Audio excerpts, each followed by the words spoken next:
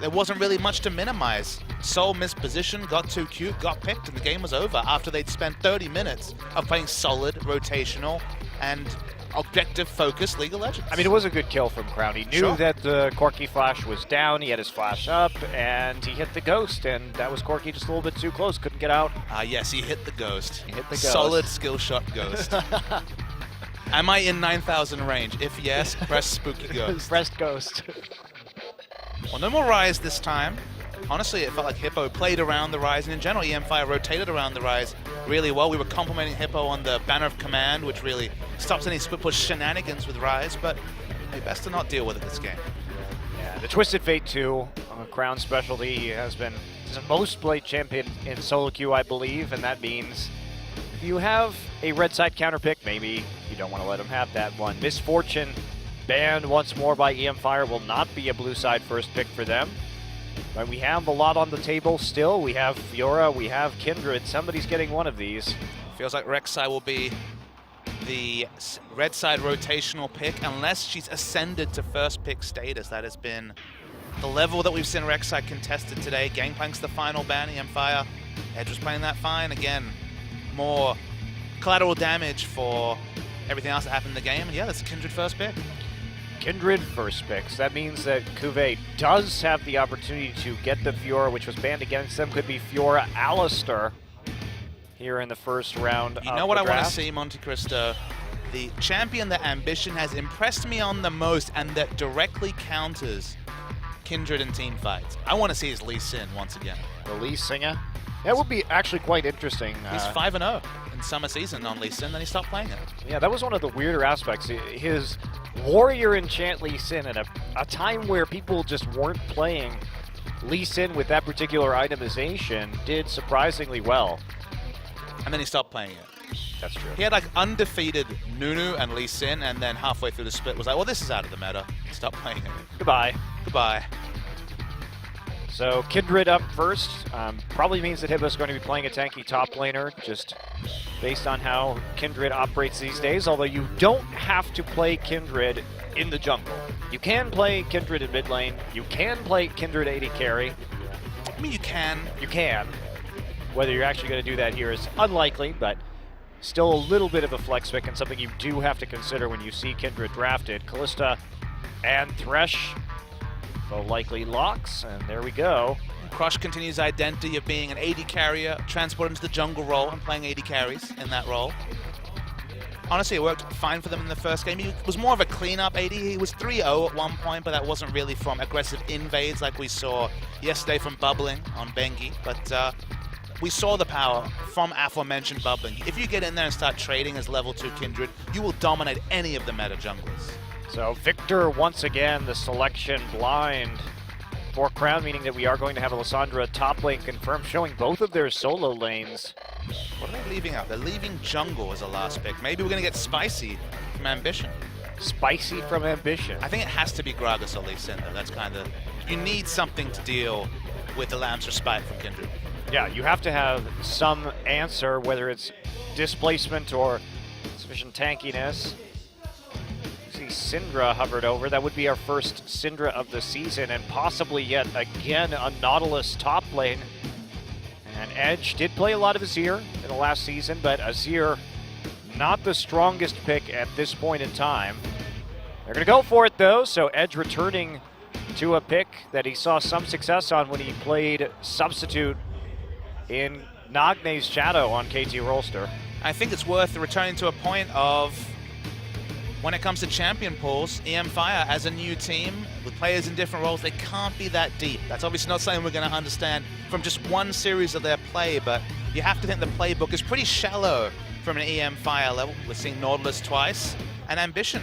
He's not gone for Lee Sin or Gragas, and certainly Rek'Sai has a knock-up, but no displacement to knock champions out of Lamb's Respite. In fact, only Alistar can really do that. Yeah, you do have the Alistar pick though, so all is not lost from the displacement angle, and looking at e-mFire, they have so much zone control right now with the Azir and Nautilus to protect the Kindred and Kalista. Excellent team fighting capabilities. We go back to that classic mid lane matchup from late 2015 of Azir versus Victor, everybody's favorite. Who can clear the most waves? Well, it's anything like last game. It'll take a while to determine that. It's true. The winner is not the fans in that one. No, it's not. It's just turns into the mid ARAM where everybody pokes each other, but nobody actually wins. Oh, sometimes there's a spooky ghost or 3. Or, yes, many ghosts for sure. So Kube will be in the top lane on Lissandra this game. A pick which fell all the way through the draft in an unlikely scenario in the first game of this series. Really balanced team comp from Samsung. I think they're going to want to try and push and just basically have good wave clear in every lane. But as you mentioned, e-mFire in a team fight, especially if they're kiting backwards, how do you ever kill the carries in this team comp? No, you can't. Not without a flank. It's up to Kube, and he couldn't quite make it work with his TP in the last game. Might have to improve in that regard if he wants to make plays on the back line of this e-mFire lineup. Well, let's get into game 2 of this series right now.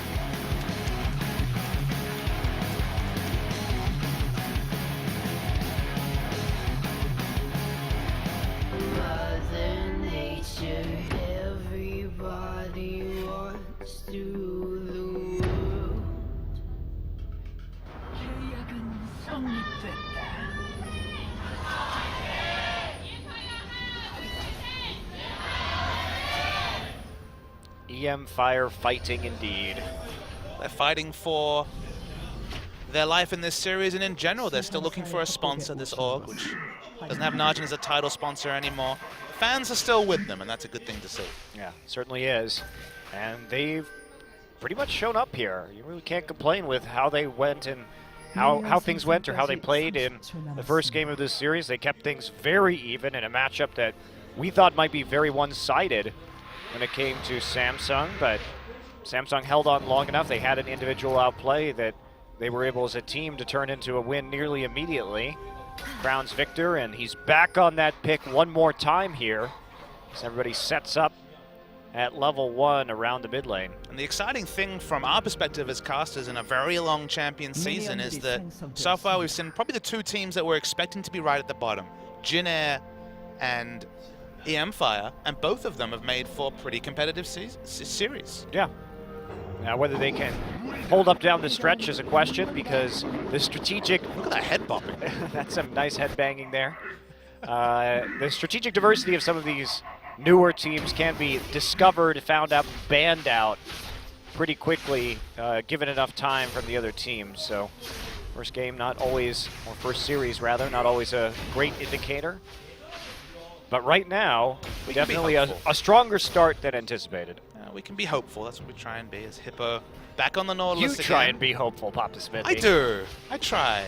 I don't like being hopeful. You can be very dismissive, Monte Cristo. Like being realistic. It's all about the brutal truth. Yeah. Sometimes the brutal truth is a tough pill to swallow, you know? That's fine. I just open up the audience's mouth and then shove it in there. Korea always wins. There you go. You have been known to pay lip service to Korea, Monte Cristo. Just a little bit. Samsung's gone for a pretty elaborate lane swap this game. Still seeing the jungle follow. I kind of wondered where jungle follows were at, given there was experience changes such that you needed a machete or jungle item to actually get the big experience on the large creeps. I thought maybe delaying a camp or 2 would mean that lane swaps would be tougher to pull out, but for now, jungle follow has been observed by Samsung. Yeah, we may see some alteration to that as teams get more experience in the new season, but for now, it is the tried and true method of going through these lane swaps. And, you know, we really haven't seen too many lane swaps yet. A lot of standard lanes, or the last series, both teams swapping into the top side. It was kind of fun at Worlds where Korea had largely avoided lane swaps, specifically European or NA lane swaps throughout the season, and then quickly picked them up, I guess, through a combination of scrims and watching the other games at the highest level. And now, you know, it felt like lane swaps were kind of sussed out by the time we hit Kesper Cup and we're hitting the last of the old patches before the preseason. Edge in a bit of trouble right here. Ambition doesn't have a tunnel. He's going to actually try and flash for this. Edge walks out of the side, so Ambition not fully committing. There's a barrier on this Azir, so finishing off that kill could have been a challenge, but Kindred now helping in that bottom side. All the gold going over to Hippo for the time being. We'll see on the next wave they will hand over that full gold to Cuvée or not. It looked like they were smartly bouncing the wave back. e-mFire expect the same sort of situation here if they're able to cultivate this wave from Samsung. And it will be lots of money in the bank for Cuvée as he perfectly bounces that wave. Very nice. Oh, that's Skrilla. Doesn't get much better than that. What we like to see, turret killing bounce mechanics. I love it, Papa Smithy. And then we'll see, you know, this Lysandra sit underneath the turret, get some more farm, ward up, as we see, to avoid any kind of dive. And then we'll see perhaps, you know, some more lane pushing. Usually on this patch, how these lane swaps operate is you just swap back immediately and mirror turret kill in the other lane, and then comes the long, dull time of 5-manning mid. You're missing out on the most fun part where there's that arms race. Who can get Frost Queen's claim fastest in mid? That's the best part, I guess. Not very appreciative, apparently. But Ambition actually has to flash out. Soul caught under the turret. Not going to take a hit. Wraith a little bit late to the party, but will join up in the end. So now we actually do have some different action right now as Wraith coming up in the top side, where we have a 1v1 between the AD carry and Nautilus in bottom. Crown and Edge going head-to-head, but Edge does have that extra Doran's ring right now. That makes it a bit harder for Crown to fight, and he will back off. No offensive summoners either, just heal and barrier. Should mention that the result of these shenanigans is that Hippo and CoreJJ are getting solo experience. So that means that CoreJJ theoretically is going to be at a higher level, but with double AD, oh my goodness, Crown just escaping. Wow, Crown very resolute not to push his heal button or his flash right there. Pretty confident that that wasn't going to kill him. That's what happens when you play a lot of solo queue. Your mechanics are on point, Monty. Your knowledge, your feel for the game. But he is going to lose a few minions, tragically. Tragically. The great tragedy of League of Legends. I must admit, I do physically wince when people miss cannon minions. It's kind of, it's awkward. That's because you're a minion genocide supporter. Think about how many minions die every game. It's actually quite sad. It's in the service of a good cause. Oh, okay. Is that how you justify it? The ends justify the means, Papa Smithy? Not every minion is sacred, but every Nexus is. Okay. It's all about the crystal, huh? Isn't it kind of meaningless at the end? That one crystal shattering is worth thousands of minions' deaths? Crown actually returns the lane to level 6 Edge. So you're dodging the question. These are important League of Legends ethics. Just like my crystals, man. They're shining. I see how it is. I'm living in the real world. The real world of crystals versus minions? Is that what the real world is to you? That's basically what it boils down to. Well, we don't have to worry about that quite yet. The real world? No. I've managed to avoid it for 29 years now.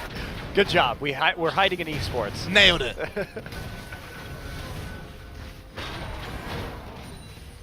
Oh, man. Poor JJ, that solo experience. Hippo not level 6 yet, and we do see a bit of a dive coming through. Crush is there. Crush doesn't have any mana, though, and that means CoreJJ going to dodge the side, finish off the culling. Nicely played by Core. He does take a couple hits. Cuvée there, TPing all the way down to make sure they can secure this turret kill, but that does leave Soul's Callista alone in the top lane. Crown and Edge having a very exciting mid lane battle. Edge running himself with the mana ultimate. Love it. And the unique thing there was it's actually a smart TP from Cuvée because they got all that turret damage in. They're going to eventually take out the turret as well if they so choose, while Callista was just maintaining the wave, denying Cuvée up top. So they teleport, they get a kill, they get an objective, looking like 2 objectives, and Callista's not even punishing them on the minimap at all. Yeah, and the dragon too, that's, when you have your teleport in the top lane, you do have more control over the dragon. Really nothing they could do with Hippo in that bottom side, and Soul here just trying to keep the wave where he can and bounce it back, but this will be a nice edge. Cuvée getting the solo gold off the turret, maybe even in CS, but now slowly gaining advantages over the enemy top laner. The argument is the reason why we're seeing so many siege comps. Double AD has been the story in multiple games so far in Champions, is that the global gold from turrets is the biggest win condition or the biggest amplification you can pick up. Before it was getting your 5th dragon stack started, but now because the mid game is so severe, where death timers are longer from 10 minutes to about 40 minutes, we just saw in the previous game the power of a pick in the mid game, that when you get that big global team-wide gold from the turrets, it just seems to be so much more highly prioritized over things, over other objectives. Yeah, and definitely has been the story of this very young season. And patch 524, which a couple days left here, will not be seen in professional play in most of the world. You're getting something you can't see anywhere else. Exciting 5.24 action. Brought to you by OGN. Until next week. So, while it's, I won't say hot, sort of lukewarm and focused around the mid lane. Yeah. Hard sell there, Monty. I do my best. Told you, brutal honesty. It's the way forward. Fans know when you're lying. For you, it's not that often. You're pretty plain. Some would call you abrasive. Some might. All right, well, some action in the mid lane now. Wraith trying to wrap around the side. Only level 4, so he's going to take that Nautilus ult and then retreat into the enemy jungle where he is taken out by Soul's Callista. So they tried to make a play onto Azir, but the rest of eMFire there and waiting. Kube has been farming up a storm, however, and now has an extremely nice freeze. Such a really poor time to try and make a pick when Cuvée didn't have teleport and had a massive minion wave. You know, most of the time you try and make plays around pressure, but right there, no pressure on that bottom side, and they knew, of course, Cuvée wasn't going to be showing up. Instead of just taking that slow advantage of the frozen wave, they get a little greedy and pay for it. Still healthily in the lead, however, and up a turret. And they have plenty of wave clear right now. Gonna play around this top lane. There's gonna be a hook onto Wraith. Level 4 still. Yeah, no follow-up sufficient to actually take him out, but they get some nice poke damage down. Core doesn't have the culling to clear out this wave right now, so it's just a little bit of poke here and there and the turret damage. Should have it for the next minion wave when it crashes into the turret if they go for another hard push, so sounds like they'll keep this. This is so much farming experience for Cuvée, though. He has kept this wave frozen forever. He's got both turret solo gold, and now he's going to get all this farm. The Rod of Ages timing is going to be really quick at Hippo. He's going to be living on basically the scraps of experience and gold he can pick up after that early 1v1. Yeah, very different from last game where he had some nice farm up in the top side. Cuvée still there, maintaining the freeze. What a weird world where freezing is once again viable. Freezes were so easy to punish, or so often punished last year, that it's surprising to see a freeze for now go unchecked.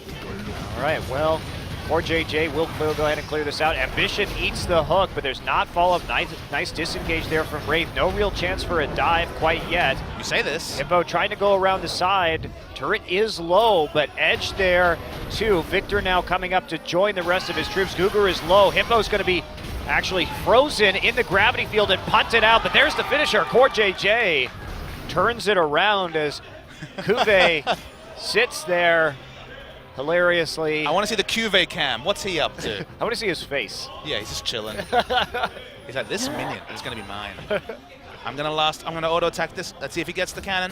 Gets it. Yeah, baby. Get that cannon. This is basically the Nasus feels where you're just sitting there being like, I know there's fights going on, but I'm there getting he stacks. is. He's just there. He looked pretty chilled. He did look pretty chill. He's like, oh no, it's pushing back out now. All my hard minion pruning work has been ruined. Doing his best Flame in a day where Flame had to watch from the back room. Well, he's huge now, goes back, gets his Rod of Ages at 13 minutes, has 35 CS advantage. Let's talk about effective item difference between him and Hippo, who has Swifties. Only. Yeah, that's not good. It's not good at all. He's still going fast. He's got the Sonic approach, gotta go fast. I don't think the Sonic approach works in League of Legends. Otherwise, we'd see more Rammus, maybe some more Doran's rings. Spenu would be in a better state as well. Yeah, definitely true. Bit on the nose there. Oh boy. Well, that'll be buff taken from the Rift Herald, and eMFire see if they can actually take it. This turret on top is quite low, and that'll be a finisher up there. I didn't see who actually picked up the Herald. Guessing it was No, that's not what you want at all. Hippo actually has the Herald buff. Oh. You probably don't want to be pushing very quickly when you were about to possibly get a freeze in the bottom side to catch up in terms of CS. This was the wrong decision. I mean, we've seen junglers pick it up, so possibly could have gone worse. I guess now you just don't have any control over a wave that was already headed your way. Well, I guess that's one way to stay 30 CS behind. Yes. Cultivating. Meanwhile, Cuvée is like, I found a wave. Look at this, it's pushing towards me. Meanwhile, we're going to take a dragon here, despite not having a whole lot of map pressure, but they've got enough on the bottom side and no vision right now from e-mFire. That feel when you get a freeze and the objectives. I hope that's the story of my life this weekend, Papa Smithy. Oh, I see. Clever. Watch the NALCS live on this channel. Coming up on Saturday. I just want to see GBM. You probably don't want to see GBM. No, I love GBM. What are you talking about? We'll be in the same game as your team. I know. Possibly doing unspeakable things. No.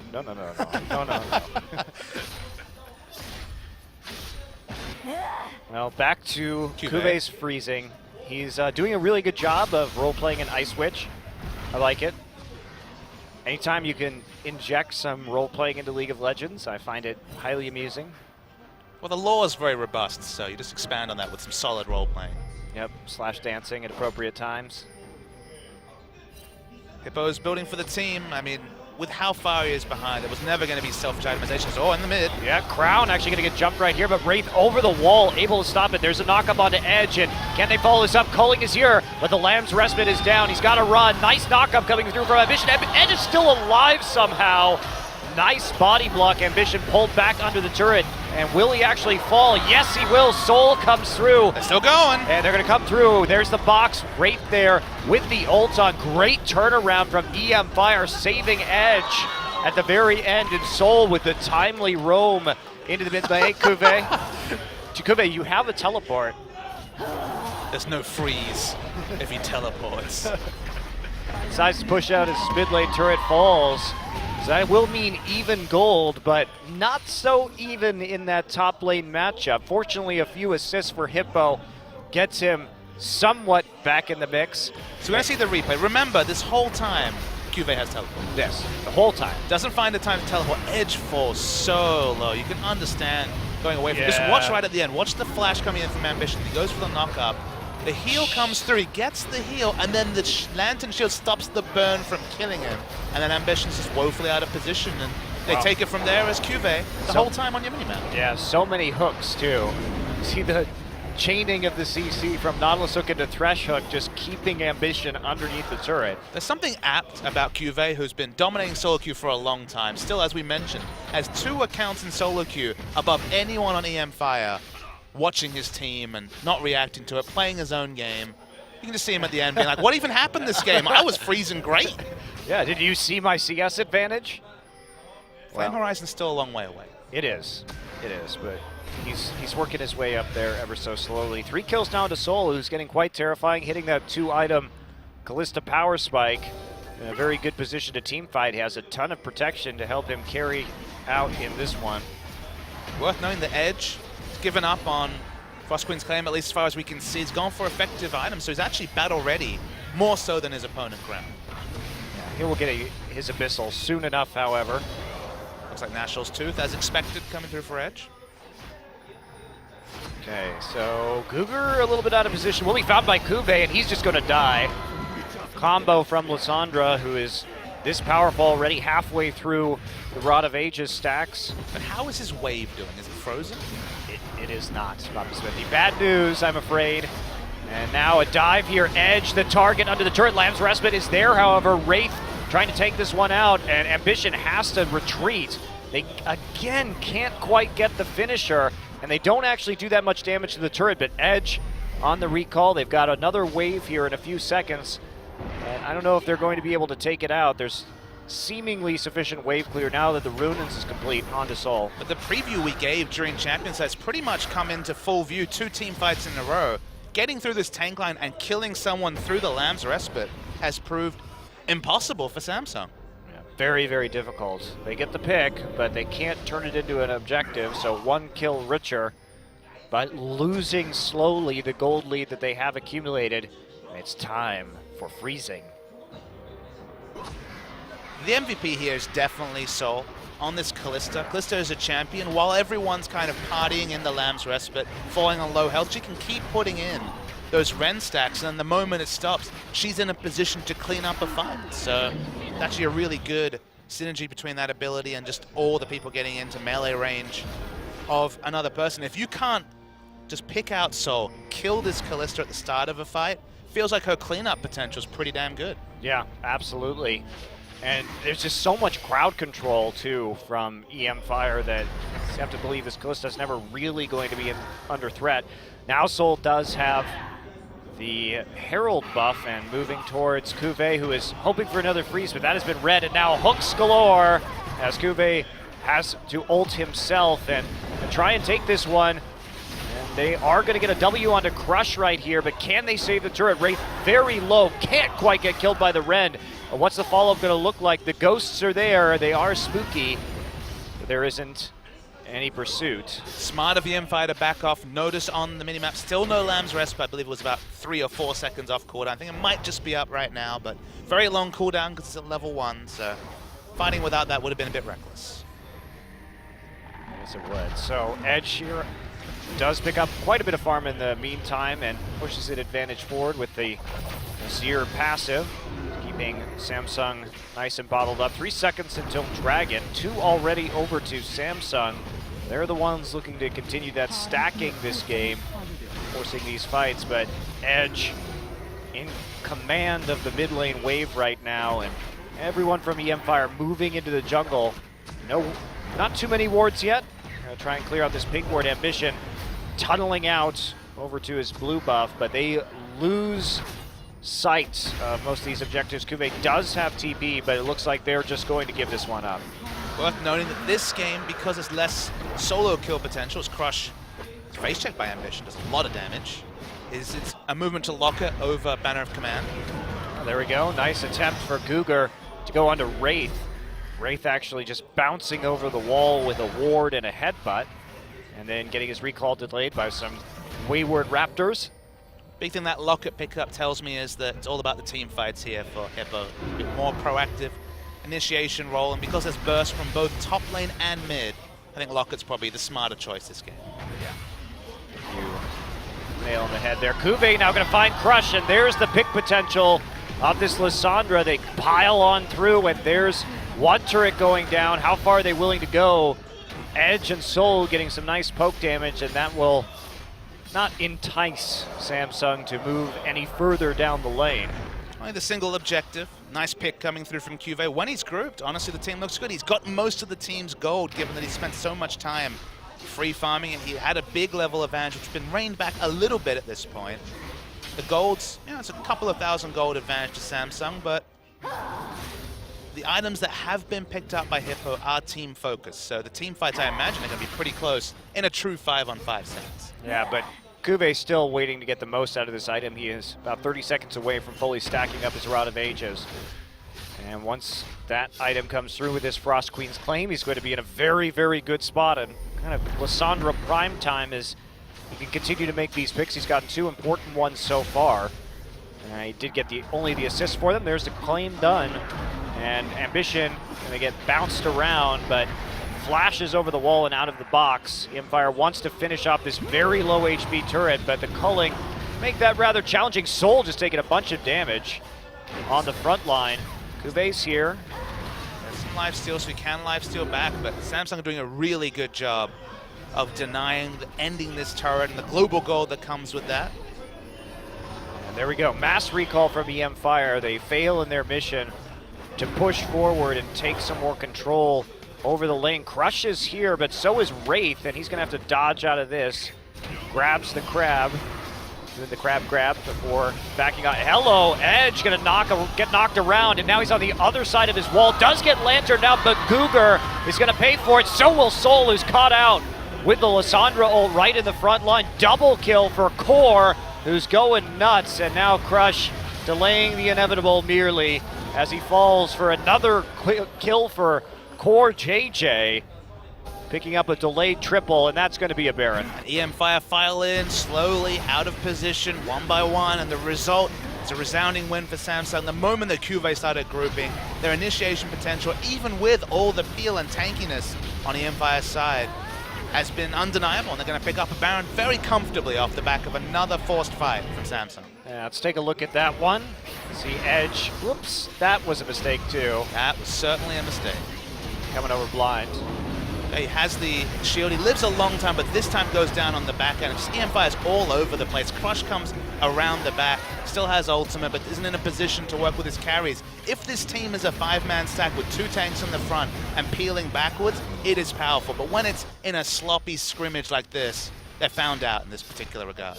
Edge also had to use several of his abilities to get over that wall, and once he found Victor, Crown again just taking advantage of it. And Crown has been very good this series about recognizing outplay situations on Victor. To his credit, it has changed both of these games dramatically, and every time Crown outplays somebody, it's turned into a Baron. Applying a lot of pressure again. Looking forward to picking up this outer turret in the bottom lane. Still even in turrets, so haven't been able to get a lot of that standing gold, so they're 7,000 gold ahead, and it's only going to grow as they push with this Baron. Yep. Powerfully moving forward on the map right now, looking for that first inhibitor. They have Lysandra in the top side. Cuvée comfortable with TP up. Hippo has got a few minutes left on his, so all they have to do is wait right now and transition into the mid lane to take out all the remaining outers. Hippo still really has the husks of some bigger items, only has Locket and Swiftness boots upgraded, really. Doesn't have much going on in terms of true late game items. Corday keeps poking out Edge, and e-mFire certainly on the back foot. Here's another turret falling quite quickly. They have a wave, a cannon wave no less, but they are just going to move smoothly into that top side, help out Cuvée, get the low-hanging fruit on the outside of the base in this game while they maximize their Baron power play, and they move to a very large lead of about 9,000 gold in 26 minutes. All 3 outer turrets, and they're not done yet. Getting what hits they can. Should be quite a bit, although we do see Core taking a bit of unfortunate soldier poke. Poking out. Samsung have all the control in this game. e-mFire, so far in the ascendancy last game, even more to that extent this time is Samsung, and it looks almost unassailable. Yeah, especially Samsung. They get the outer turrets. They have an opportunity to go get an easy dragon here in 20 seconds. Take what of the jungle they can. Ambition, getting a little ambitious there in terms of securing that red buff on an ult into the enemy jungle by himself. Thinks better of it, and now sets aside on a more realistic objective here in the Dragon Rise and Spawns. We'll put him at number 3. So they have a backup plan to win this game should this massive gold lead that they have accrued not be quite enough. I think it's more if they make some mistakes. It feels like Dragons will be on the plate every 6 minutes just because of the map control they've had consistently. Even if they throw a team fight or two, the Dragons should still be pretty academic, so it's very much a backup plan. If they're forced to, if in still 12 minutes time they're fighting for 5th Dragon, that's probably going to be a litany of errors from Samsung to not have picked up the win by then already. Yeah, absolutely. So, Samsung now, no more Baron, but still looking to push in. Ambition trying to pressure the bottom side and move this wave forward. They have 2 at the base right now. Cuvée, the man in charge of pushing that top lane all the way up. So 3-way split push. TP now up for Hippo, but global advantage will be up for Samsung once Ambition actually has his ult again. And just in general, in every lane they have more than a 2-turret advantage, so this is minion changes in full display. In every lane, their minions are doing more damage to different degrees and taking less damage. The minions will continue to push regardless of where Samsung's sending their resources, and the flow-on effect of this is you're never able to deep freeze minion waves. They're always going to push. There's always going to be resources given over to e-mFire, so starvation isn't really a win condition like it used to be, where SKT would ensure that you had access to no minion waves or your own jungle. Now you're always getting minion waves in the current patch. Yeah, but you do have to defend against all the waves at once. And ever so slowly, the chip damage is affecting these turrets. Core JJ once again taking a little bit of damage there from Azir. And actually does have to back off and recall after getting chunked. Everyone from Samsung heading back now. Not much accomplished on that last push, but they still maintain that same gold advantage. But the minions are slowly coming to e-mFire. They are slowly picking up gold, more so than they would in previous times. So when they have to make that emergency fight, it'll probably be from 8 to 10,000 gold behind, rather than previously where it could have been 15 to 20,000 gold. Still a lot to ask for. A minute and a half until the next barrier. It looks like Samsung just happy to wait that objective out. Nope, they're going to go for it. We do see the Lissandra in the back line. Great ultimate from Kuve, and nice follow-up on the knock-up from Wraith Soul, trying to hop his way out of this one, but he is one dead bunny as he is followed up. Oh, he may live. He was a slippery bunny after all. Meanwhile, Hippo walking north in the enemy jungle, trying to hook himself out of trouble. That's not going to be very successful either. e-mFire with one man left on the Rift, and that means Samsung has the opportunity to push into some inhibitors. Not sure if they can actually complete the game with all the chasing, specifically the best pusher on their team, Core JJ, did, but they'll try and finish. Looking at the death time, it's about 15 seconds, but only Soul and Guga to stop the push. So probably just going to be safe inhibitors from Samsung. Oh, we have a few seconds left. Hippo, though, their front line out of commission, and no one there really to defend. Core gets hooked, but Core also will do the majority of damage now down on inhib number 2 and back off very safely. 24 seconds until Baron. Plenty of time to recall, get back to that objective. e-mFire now fully spawned once again, but 2 globals. Ambition actually playing a little bit of defense there for Core, and draws just enough time to allow Core to back. Baron's just about to spawn, but no realistic way for e-mFire to fight for that objective with all the minion waves pushing. Now Baron up minions, inhibitors down. In general, the minion wave push is just out of commission completely right now, so it should be a completely unanswered Baron from Samsung. Yep, no crab control either for e-mFire, so they don't have the guaranteed vision, sending a couple sentinels right now into the river, but those will be cleared out. Juve's looking for teleport flank. Still in base. Here we go. They want to fight. They want to force this one. They can just play the waiting game. There's no reason to do the Baron right away. Just wait for the pick. You have the inevitable minion wave crashing into the enemy base, and they don't see Nautilus. So no one there with a TP to actually defend against double minion waves. Kuve, he's been very patient this game. Lying in wait. Here he comes. And there he goes, and they're going to lantern him out, but here comes this Lissandra. Beautiful ultimate. 5-man slow, and that'll just be chained into Wraith knockup.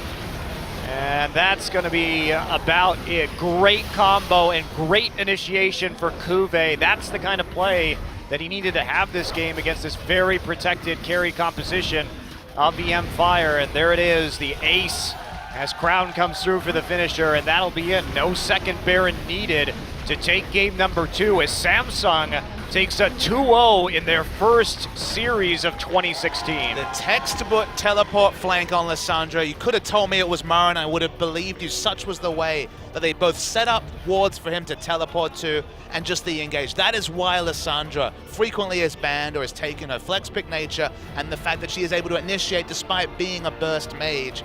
Really nice play from Kuve, and hopefully a preview of his continued improvements over 2016. Well, Wraith too. The follow-up on that Lissandra ult was absolutely gorgeous. Lissandra just bouncing the entire team up seemingly of e-mFire, and very nice game from Samsung. A little bit of a slip up there, but for the most part just playing the map better, denying so much CS with the deep freezes from Kuve. And the e-mFire had the control game 1. It was an individual outplay by Crown that gave Samsung that win. But game 2, good teamwork from Samsung, good warding, excellent flank engage to end the game. Samsung had so many issues with ending games last season. They and Jin Air had the biggest problems at translating early advantages into winning games, so it's nice to see them stack the deck in that situation, get the smart flank, get the engage, and finish a game clean. Yeah, and Core too, putting up a big stat line in that particular game, getting a pretty instrumental triple kill to take the first Baron and having generally nice positioning and use of the culling on Lucian. I mean, Core JJ, he was in a Dignitas lineup that didn't do a lot of winning, but I think he was always a player that got the respect of other pros and also other fans. He always played his role. He never really stepped out. It was never really the reason the team was losing. And he looks like a very solid hand. He might not be Fury levels of carry, but maybe he's just the reliable AD that this Samsung lineup needs to function.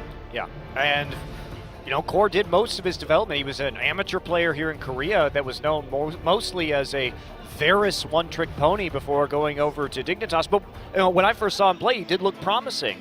And he will indeed